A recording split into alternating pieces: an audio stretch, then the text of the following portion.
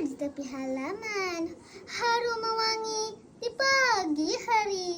Assalamualaikum saya ucapkan, baju kurung pahang kami peragakan. Kembang seroja di tengah perigi, harum melati di atas para. Kurung pahang cantik berseri menjadi idaman seluruh wanita. Assalamualaikum pembuka bicara.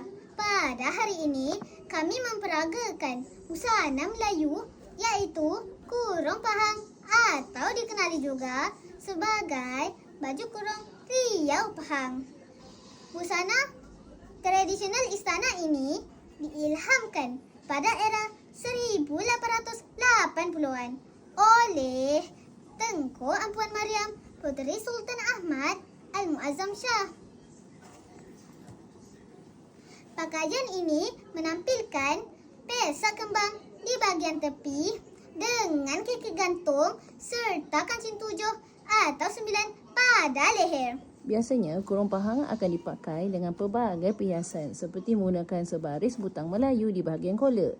Sekitar leher, hujung lengan dijahit kemas bagi menaikkan seri. Itu sahaja daripada kami. Ayuh kawan-kawan, kita kekalkan busana warisan kita.